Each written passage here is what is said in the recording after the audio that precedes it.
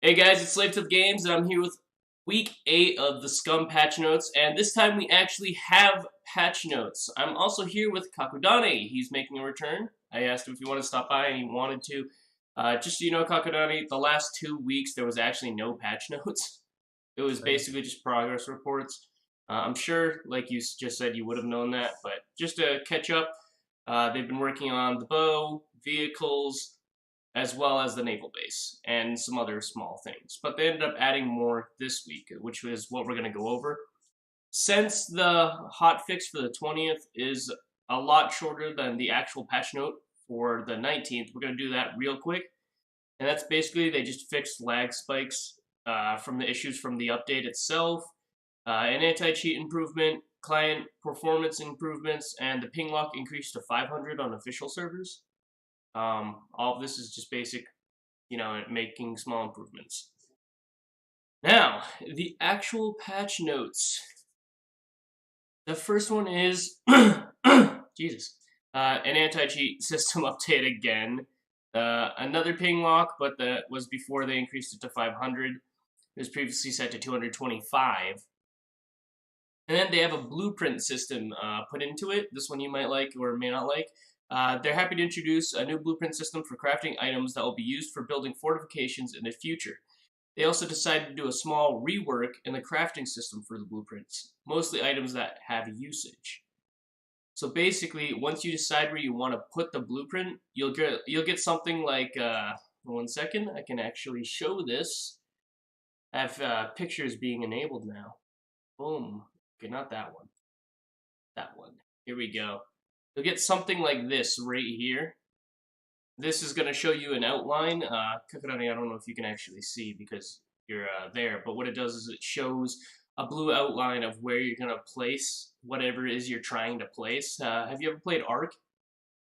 Yeah, I do Okay, have it's art. like that. When you place something down, it looks like that. You actually get to see where you're going to be placing something now and actually choose where it's going to be placed instead of just putting it down randomly wherever it wants.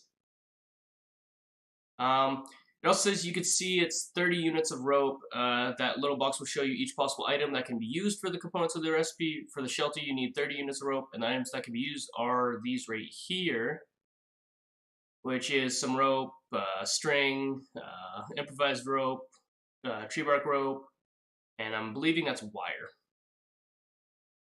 It also says you can combine them in any way you want, so 10 units of rope, 5 units of wire, 5 units of improvised rope, etc. And you do not need to have all the items from the get-go to craft it. You can have a few sticks to drop it into the blueprint and go back to collect more components needed for it later. What do you think of that? Well, it seems interesting, but I never have been really being into building stuff in games like those. Yeah. Have you ever played The Forest? No. Uh, This reminds me of that. It's where you set down like a blueprint and it shows like the outline of what the base or whatever the door or the roof or whatever it is that it's supposed to look like, and you just place the logs wherever you should. It kind of feels like that. I definitely think this is a good improvement though. Like for people who do want to build, I haven't really been a huge builder because there really hasn't been any incentive to build, but I do like building. I mean, I do like building as well, but not in those kind of games. I mean, I even play Ark and everything like that, but Oh, really? uh, I pretty much just focused on exploring and killing. Okay. I built one once because I was showing Genesis, the shelter, and that was a pain because I would dealt with, and that would have been a lot easier like this. Um, After that, it says you can rotate the blueprints with a scroll. Blueprints can't be destroyed or seen by other players. So if you get killed, they can't destroy it or take it, I'm assuming. And blueprints have an awesome, pretty glowing animation on them. Let's see. I don't have a picture of that actually. Now, the next thing that we talked about, we actually talked about this, Kakudani, a little bit before the game came out, and that was cargo drops, otherwise known as airdrops. And with Yeah. these, basically, now they're going to rain down on the whole island. So it also confirms what I said last week, where I was hoping it was in more than one location, and it is going to be in more than one location. And it's also going to be every 30 to 40 minutes, one cargo will drop in one sector, marked on the minimap like this. So you can actually see how it's going to look. You can see a little symbol right here. Kakadani, I could show you after. I'm watching your Twitch. Oh, okay. So And then you can also see what it looks like a little bit closer right here on the ground. Now, previously I showed you guys what it looks like inside, and it actually looks pretty dope. I actually really like how it looks on the inside. Oh, it actually shows it. Yeah, look at this. The kicker is what can be found in them, and that one we will leave for you guys to find out. So there's something in it that we don't know about yet. And then they also self-destruct after 20 minutes. So that's pretty dope. Every 30 or 40 minutes something comes, then you have 20 minutes to pretty much get there, loot what you can, and then get out before it explodes. Or anybody else steals what's in it. well, considering there are no currently vehicles that can get you that fast right there, it's pretty much a small window of opportunity to actually get there. So yeah, and honestly, I don't expect the tractor being the fastest thing to get there. But I mean, who knows? Maybe it's still faster than on foot. Yeah. And they also decided to make some changes or reworks to the scopes I went over last week as well. This is the POS P424V, and this was just for the SVD. Now, I'm going to zoom in a little bit, and let's see, where is it? Oh, just so you guys can get a better look here. Control and then just scroll, or Control plus. Is it that? It is Control, yeah, I got it. Okay.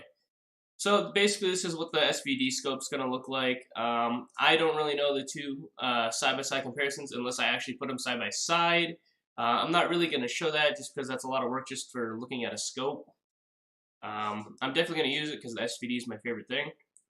Moving on, the ZF39 for the Car 98. That should be long enough for people to look at it. The hunting scope, we can skip that. We all know what that looks like. The P223 scope for the SVD and the AK-47. And then that ACOG for the SVD in the AK-47. I actually like the little wire on it. And then finally, there are binoculars, as we were talking about in probably the two before the one before the last one, two before this one. And you're going to be able to also find this as an item all of the island to help you scout out various areas. That's actually what Syntax and I were talking about, and I believed would happen. It would have been a lot better if it was in certain areas, so that if you had a scope, you don't really need the binoculars.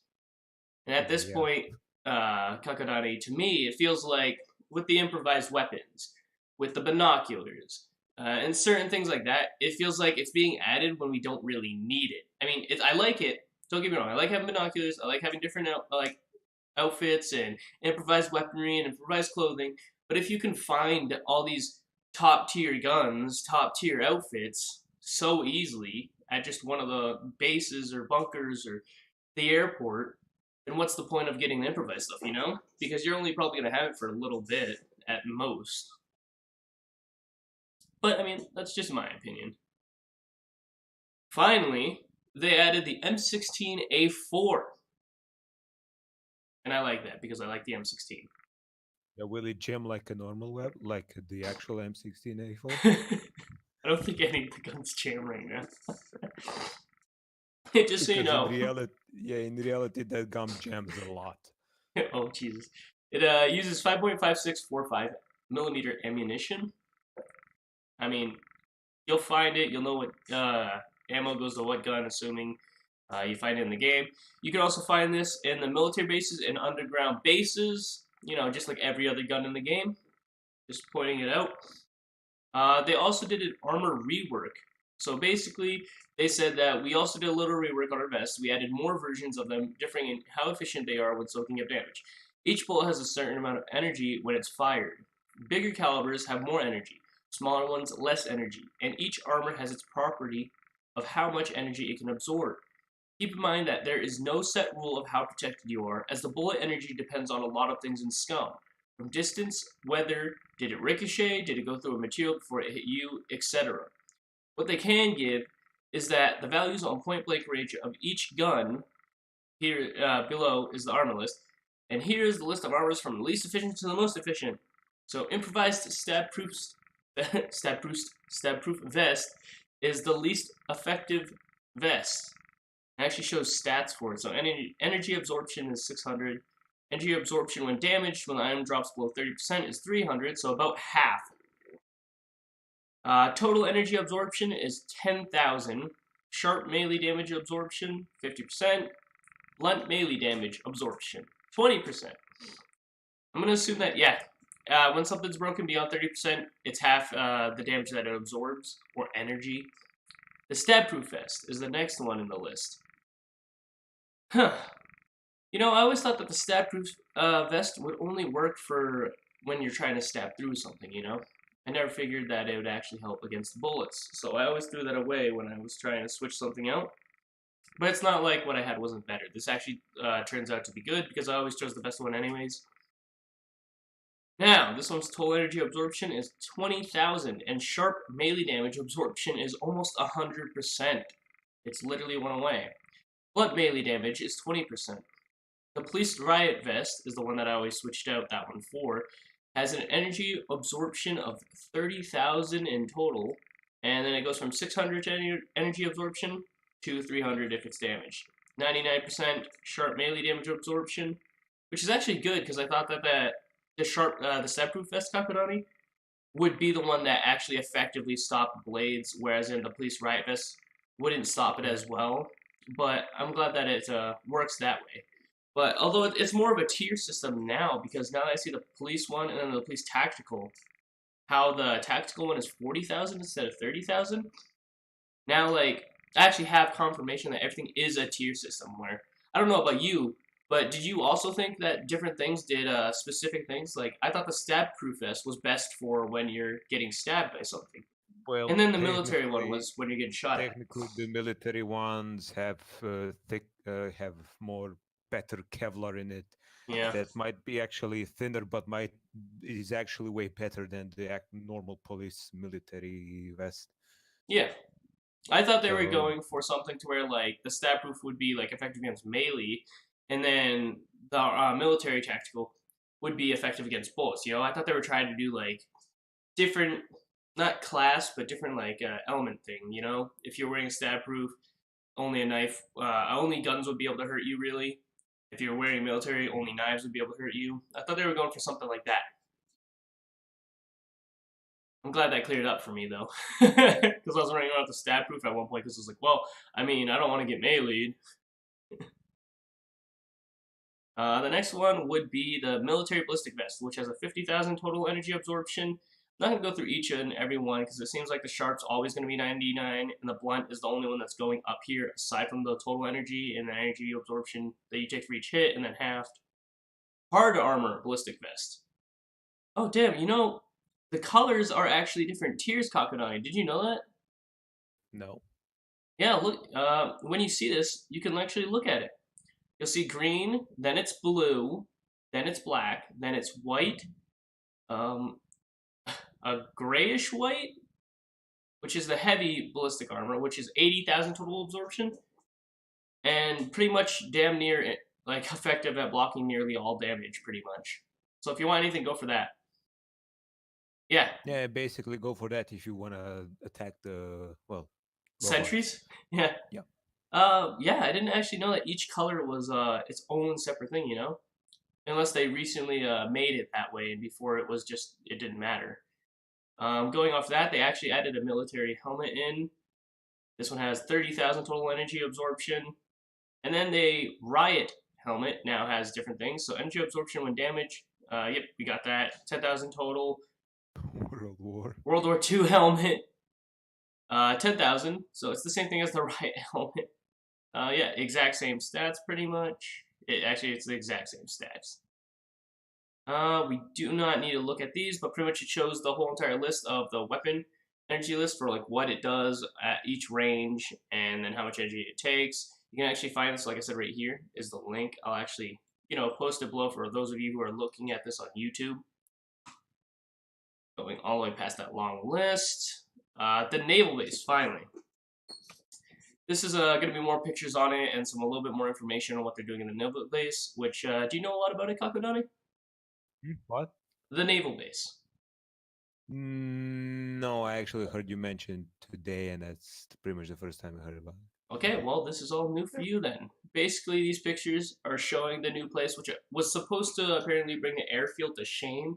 I'm assuming now they're talking about its size, not you know, everything else in it. Because the size definitely looks like it's going to be bigger. You can see pictures I actually showed last week. And now this is a new picture. And the new peaceful holiday resort can be found in the corner of A1. And apparently it's going to be really hard because they keep hinting at, like, right here, it said the new peaceful nope holiday resort from hell can be found at the corner of A1. Now, they keep saying that, like, there's going to be more zombies and sentries. And I'm going to have to check that out, you know? Because if it is really harder than the airfield, I think I'm going to have a new place to hang out at, you know? Well, technically, airfield isn't hard, but no. Exactly. But the airfield's also one of the hardest places, you know? Above ground, to be precise. And even then, it still is. And then you can see how big it is here, which I would need to have the actual airport next to it to compare, because I still think the airport's bigger, you know? I think this might have a little bit more things to explore, but these could just be all the cargo containers, you know? And if so, then it's that experience, which apparently there is actually two subs or one. I know there's at least one, but there's also, as I showed you here, 2 entrances here. So I'm assuming there'd be a sub in each of them, right? And you can actually go in them. You can't drive them though, okay? Balance changes to the game are player-to-player damage with melee weapons and melee combat and throwing increased to now 2 times. So that should be something that you would like, considering all those hits you took weeks ago when you were trying to kill that guy with melee. Remember that? Yeah, that was like, well, you hit him, you hit him, you hit him. 100 hits later, he's still running around. Yeah. Now it's times 2 damage. Now it's only going to be 50 hits. Wow. They rebalanced the kick for the AK-S74U. The initial kick on the first bullet is weaker now. You know, less recoil now. Muzzle velocity of the .30 caliber M1 Garand changed from 89,000 to 85,300. And then they made some quality of life changes. Human heads can be thrown now. You can play basketball with it now. That's just a joke. I'm pretty sure you can't, but who knows. Leather shoes are renamed to Murdas. I hope I pronounced that right. Miridas. Okay, Miridas. I don't know. Added 12 gauge shells to the crafting list. Prisoners can now climb onto ladders while swimming. So that means if you fall and you see a ladder, you can actually climb out of the water. It is now possible to rotate items with a mouse scroll wheel when dragging and dropping them. I'm hoping that means, because it didn't really specify, I'm hoping that means when you put it into your backpack, you know? Like I was talking about the R button for Escape from Tarkov, where you can, you know, kind of help organize what's in your bags. Or maybe if you maybe want to like build something and you accidentally place it on the wrong part and you want to rotate it and move it a little bit. I don't know, maybe Well, that's it says items specifically, so it has to be in the bag. When it comes to that, it already is confirmed you can rotate. So I'm gonna assume and find out, because I'll probably end up playing it, is I'm pretty sure it is actually rotating the items in your bag, but it says dragging and dropping. So assuming you're taking it out of something and then you're putting it in your bag, you can then rotate it to fit in a specific square that's now vertical where it was only horizontal beforehand, or vice versa. In events, the SVD will use the POSP424V scope now instead of the basic one it has. Weapon rendering distance is increased. And basically now we just got some bug fixes that we're going to go over before talking about the Unreal Engine. And that's, they fixed a bug where you could jump from the dam, hit a small part of water on the lower part of the dam, and survive. Maybe we'll get back once the Summer Olympics start. Fixed bugs where you would fall through the rocks in the caves. Fixed a bug where a cornfield didn't spawn corn on B2. Actually, I ran into that. I don't know if you did, Kakanai, but I definitely ran into that because none of the ones I looked at, no matter how long I spent there, would actually spawn any corn. I actually found corn. Oh, really? I'm not on B2? Not sure in B2, but around places, yeah, I found corn. Oh, okay. Going off from that, then they fixed some more landscape bugs, mostly slits between sectors. They fixed a bug where magnifying glass would not get used in crafting an improvised mask. Fixed a bug when moving right did not cancel the auto walk. They fixed a bug when you were killed while scoping, you revived with the scope's overlay. Sounds interesting. Cyborg. Disable moving scope rail from one rifle onto the other while scope is attached onto rail. They fixed the double clicking on close items in vicinity, not equipping them. And they fixed the bug that caused thrown items to pass through prisoners that have thrown that item before. That's an interesting one. I wonder if that worked with grenades. Like if you threw a grenade at a prisoner and then he threw a grenade back and then you threw a grenade at him, would that grenade just pass through them now and not kill Mm. I'm not him? sure. And finally, the Unreal Engine 4.20. Basically what changed is an improved client performance in general, faster level streaming, so reduced stuttering when walking between sectors, and improvement with client slowdowns, the memory leak bug. They improved server performance as well, so there should be less lag. Now, one thing I'm going to say is that is all I have for patch notes this week, but I did have patch notes this week, so that's a huge win in my book. I like everything that I found out. I do like to see that it was actually released, and there wasn't going to be a third week without any information other than their priority list of what they're working on. I do like to see what they are working on, but I also like to see that things are getting done as well, so I'm glad that I didn't go a third week without anything at all to talk about, except for what they were working on. Also, Kakarani, thank you for stopping by. Is there anything you You're want to talk welcome. about Scum-wise before I end this? Do you know when they're gonna introduce vehicles, like proper vehicles? They do have the SUV and the tractor being worked on right now, but they don't have a actual release date for it. Just like with the Oh. bow, we know it's 90% done, but we don't know when it's gonna be done or when it's gonna be released. And we know that the fortifications are being improved on, and you'll be able to fortify windows and doors, but we don't know when that will come out, and we also don't know if locks are going to be included. So sure, you can fortify the windows and doors, but can you lock them is the question. Mainly just the door. So we know these things are on their priority list. We know they're coming out.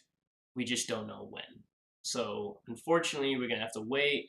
Hopefully we see it within the next month, considering how it seems like everything is pretty much on the end where they can put it out and then update it as it goes, you know?